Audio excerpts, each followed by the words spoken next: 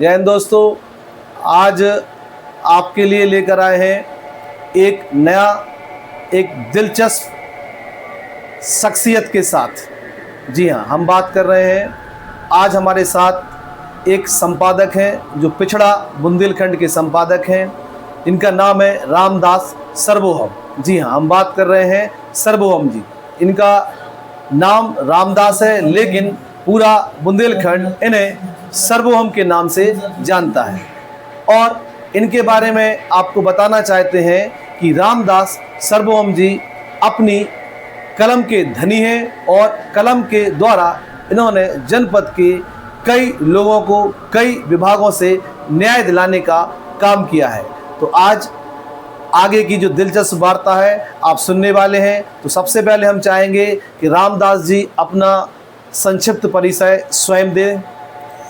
नमस्कार दोस्तों, सर्वप्रथम तो आज का बुंदेलखंड चैनल के लिए राठौर जी का हम बहुत बहुत आभार व्यक्त करते हैं जो हमें बुलाया। चूँकि मेरा पत्रकारिता में सफ़र 2010 से है। 2015 में हमारे अखबार का रजिस्ट्रेशन हुआ था।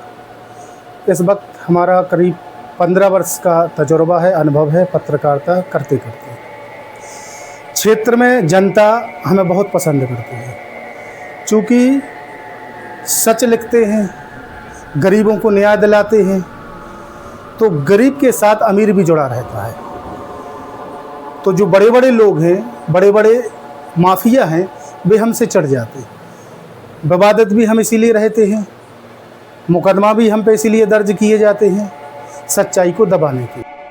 रामदास जी, और आप बताइए घर परिवार में सब कैसे हैं और कौन कौन है घर में? सब कुशल मंगल हैं जी। धर्मपत्नी हैं जी। 2 हमारे बच्चे हैं, पढ़ने जाते हैं। और इस वक्त हम चूँकि टीकमगढ़ में निवास कर रहे हैं जी, और ललितपुर आते रहते हैं, खबरों के साथ मिलना होता, कवरेज करने के लिए आते हैं। कि आपकी किसी पोस्ट से कई विवाद भी हो जाते हैं, तो ऐसा सुनने में आया है कि आप इतना सच क्यों लिखते हैं? जी, मेरी शुरू से आदत रही। मैं सच्चाई का सिपाही हूँ और मैं सच इतने कड़वे तरीके से लिखता हूँ कि तीर सा छुप जाता है लोगों को। और दुख उन्हीं को होता है, विवाद उन्हीं से होता है, शिकायतें वही करते हैं जो बेईमान हों। जो सच्चे होंगे वो हमें हमेशा पसंद करते हैं। पूरे बुंदेलखंड की जनता जितना हमें पसंद करती है, निश्चित रूप से सच को जो ना झेल पाते हैं वो स्वीकार नहीं कर पाएंगे। सर्वोहम जी, जैसा आपने बताया कि आपको 15 वर्ष हो गए हैं पत्रकारिता के क्षेत्र में, तो कोई ऐसा कड़वा अनुभव जो आप हमारे दर्शकों से साझा करना चाहें? अब हमारे जीवन में तो ऐसे बहुत से कड़वे अनुभव आए हैं। जी, मैं पत्रकारिता के क्षेत्र का पूछ रहा हूँ। पत्रकारिता के क्षेत्र में भी बहुत कड़वे अनुभव हैं। सच लिखा पत्रकार इस वक्त जनपद ललितपुर के बहुत से ज़मीनी का कारोबार कर रहे हैं, भू कारोबारी कर रहे हैं, उनकी खबरें चलाई, तो उन लोगों ने भी कई बार हम पे मुकदमे लिखवाए जो न्यायालय में विचाराधीन है। जी, आपकी जो क्वालिफिकेशन है वो लगभग आपने कहाँ तक पढ़ाई करी है?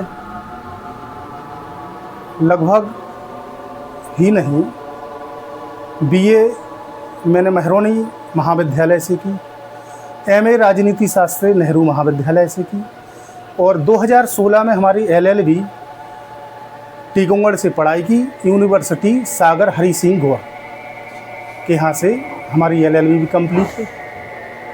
आपको 15 साल का अनुभव है, तो हम आपसे जानना चाहते हैं कि जो आज के परिवेश में जो पत्रकारिता का जो स्तर है उसे आप कहाँ देखते हैं अपने इस 15 साल के सफ़र में?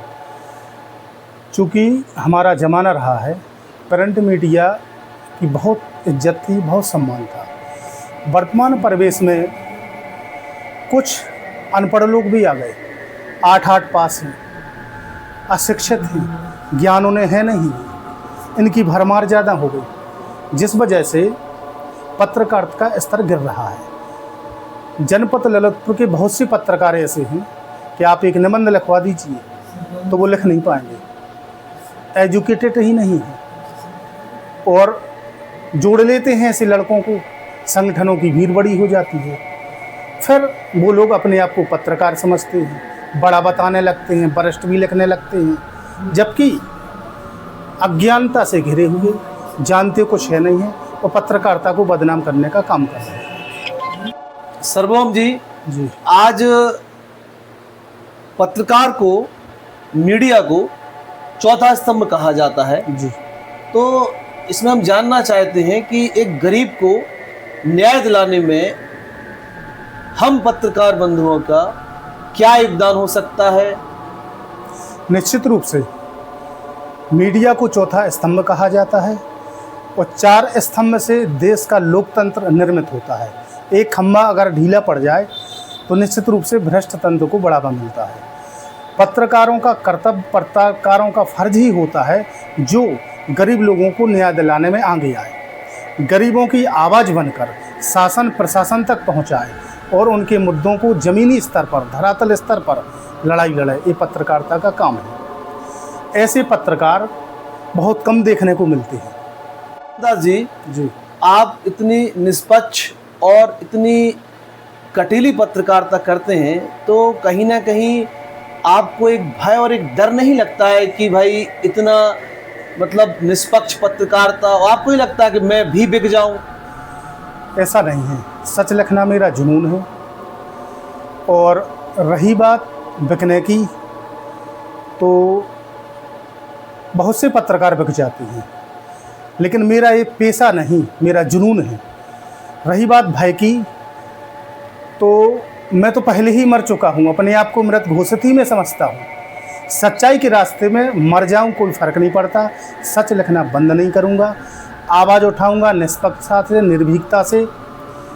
और सभी को जाना है संसार से, लेकिन हम शहीद होंगे पत्रकारिता में।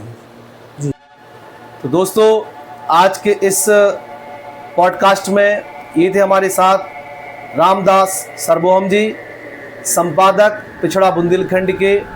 तो इन्होंने बताया कि पत्रकारिता दोधारी तलवार है, तो आपको निष्पक्ष भी रहना होगा और गरीब जनता की आवाज़ भी उठानी होगी। तो इनका बहुत बहुत धन्यवाद जो हमारे स्टूडियो में पधारे। जय हिंद दोस्तों।